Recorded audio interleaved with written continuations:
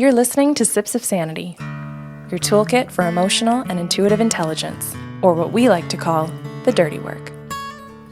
Let's do it.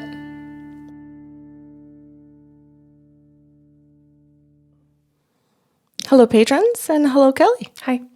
We are on day 4. It's Thursday, and we are in the universal laws, and today is discipline. Oh, okay. It's my favorite. Yep. How many times have you said that? But I know it's one of. It is absolutely one of. And I'm going to start again by reading something out of Dan Millman's book at the very beginning of the Universal Law of Discipline. Discipline is the surest means to greater freedom and independence. It provides the focus to achieve the skill level and depth of knowledge that translates into more options in life. And I remember a time in my life where I thought discipline was more of a chore.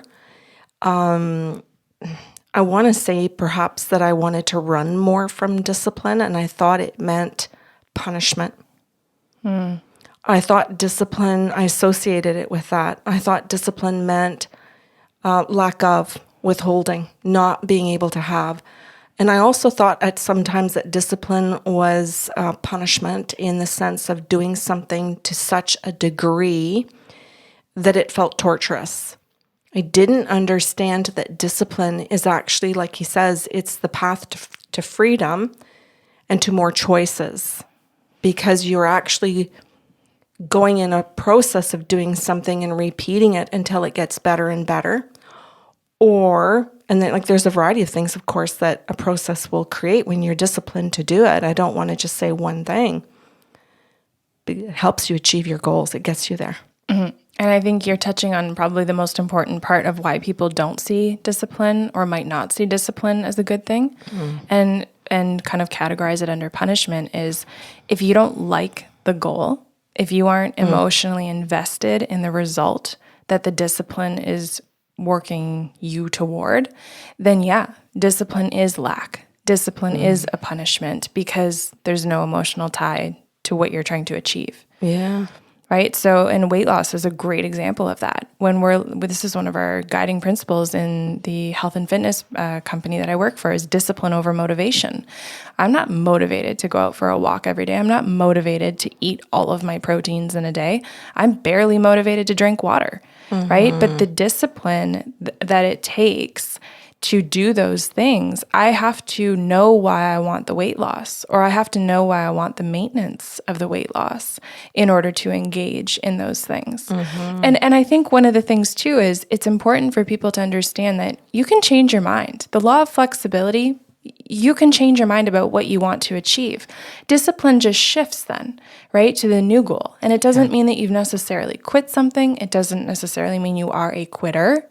It just means that, okay, what discipline do we need to engage in now, which is also discipline in the ways that you're taking action, right? So we're blending two here because discipline is also your process to the new goal itself. Did you go like this? 3 universal laws. Because it was the third universal law. That's what I thought. That we're pairing all together here. Yeah, I just wanted to point that out in case they were watching it and going, what? When you put your 3 hand universal up. laws right there. Yeah. So then the next natural thing to talk about with regards to discipline is that it creates a priority system for you. And when we go back to what you're talking about where we might see it as punishment or lack, then we aren't looking at it from a place of priority, right? We're looking at it from a place of what am I not allowed to do? What am I restricted from, right? And we hate discipline in that sense because we don't want to be limited as human beings. That's normal to feel that. When I know what I want out of a situation, when I know what result I actually desire, discipline prioritizes the things that needs to get done, gives me a focus so I know exactly where to spend or I have my energy output, right? And so everything, I'm going to say this and it's very cliche, but everything starts to fall into place, right? Because as we actually restructure priorities, we're not looking at lack. We're filling up on the things that are going to give us exactly what we want. You're talking about an incredible process to get to know yourself. You're talking about that discipline brings us to self-discovery.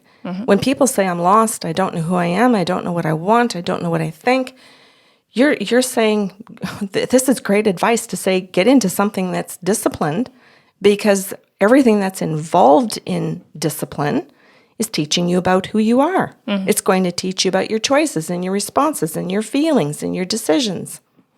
Yeah, and learning about yourself, as you guys fucking know from being here in the dirty work, it's not all fun. So if I say I want to be disciplined, I really want to improve my arms, I want to do 50 push-ups a day, which is not a big ask, right? I'm going to do 50 push-ups a day, and I do it the first 2 days, but not the third, and all of a sudden not the fourth, and now we're 3 months in, and I haven't done push-ups in a while, right? I can learn something about myself in the process, and that can be, I don't like push-ups. I might still be really attracted to the goal itself of better arms. Well, maybe I want to do it a different way. Maybe the means, what I set out to be disciplined in, is just not how I want to get there. Okay, let's change the action and create that as a new discipline and process. So I've learned what I don't like. I've learned maybe what my body enjoys or can handle, or what my limitations are physically, right? So this whole process of discovery is really, really excellent. Maybe we learn after 2 months of push-ups that, oh, I kind of have to put something else in there if I want to balance out the rest of my arm. This was an unbalanced process here, so I'm going to add on to this discipline in another way that's going to help benefit me. Well, that's addition. That's not lack. Right. That's good. And that's then going to apply, I know you picked the arm, Kelly, but that's going to apply then everything you've just said to other things in life. Yeah, absolutely. Yeah. I'll say too, once you are actually in discipline, so I'm not talking about the first 5 days of the new thing that you said you were going to do, but really truly in the process of discipline, that actually creates momentum, right? And I'm not saying it creates motivation. I'm saying it creates momentum.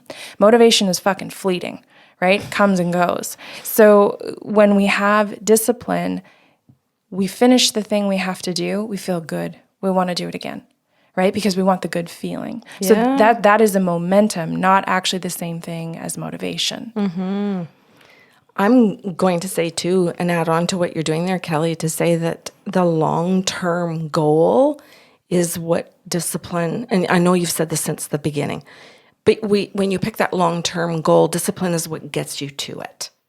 And quite often, we've said this in the other shows, especially in Action on Monday, is that lots of people have that goal where they want those nice arms, but they don't have any of the discipline, not taking any of the action to get there. But breaking it down, like you said, is going to require maybe that you sacrifice something, maybe that so there's a little bit of a takeaway, but it also can mean, as you've mentioned, it can also mean that you gain more from that process. Yes, and it also means that what you are committing to for your discipline, the actions that you're going to take, you've got to assess them as being sustainable or not, right? Because when you choose an action that you want to be disciplined in and it is not sustainable, you may actually self-identify as a non-disciplined person. And that's not necessarily true. It just means that the thing that you're doing is not sustainable. Right? So, and we see this a lot in fad diets. So if you think, and I want to be actually really kind about this, so bear with me for a second. You choose something like keto, that is fucking unsustainable. It is so ridiculously unsustainable. It just like boils my blood. However, if you are someone who says, I'm going to do this for 30 days, I'm going to do this for 2 years because this is the end result and the end is in 2 years for me, perhaps that is something that you can maintain discipline in for a period of time. Right? And so that's great. That's a beautiful goal to set out with. You've got your action, discipline, responsibility, and we can put a bunch of other universal laws in there as well. But if you're not assessing the sustainability, you may get tripped up in thinking, I suck at the law of discipline. It's fair. I like how you're using all of the laws and helping them piece them together, which is what we've said right from the very, very beginning of trying to teach these, is that once you start really, truly understanding all of them and being more aware of them, i.e. what you said about your diet how you nourish your body, however you want to call that once you start accessing the laws, you start to see where you're falling or where you're not really doing well. And you also get to look at the laws and go, oh, I need flexibility today. Yeah. I don't need process or discipline today. I actually need flexibility because I'm going to such and such. Okay, and I'm also going to actually play devil's advocate here and say that part of the law of discipline is incorporating flexibility. 100%. And I think some people are going to be like, what? Right? And let's talk about the 80-20 rule. And this, again, applies to more than just nutrition, but I'm going to go with my example here. If you're looking at a dietary lifestyle, I'm not talking about a fad diet, but a dietary lifestyle, which is sustainable, then you can be disciplined 80% of the time and know that the 20% allows for the flexibility, which creates sustainability overall. So even when you decide that you want to go over your caloric intake for the day, you're minimizing your damage, and today is, I'm not calling it a cheat day, maybe just a little bit of a treat day, right? Within that month, if you've eaten 80% well and incorporated 20% flexibility, that's fucking discipline. That's a good example. I like that because I think too many people think discipline means 100% or 0. 80 is the new 100. That's awesome. And I will credit Amanda Cooley here for a moment because we've heard her before in her yoga podcast that she's done with us. She'll bring us into 100% of our stretch and she will actually ask us to pull back to 80%. Right? Because if you're stretching yourself 100% of the time, you're doing yourself a disservice. Yeah, I learned that. And that goes into yesterday's show about perfection. Okay, this is so good.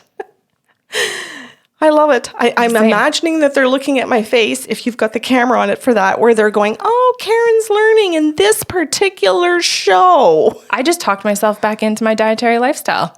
just delivering this podcast. I might go do push-ups today. That's good.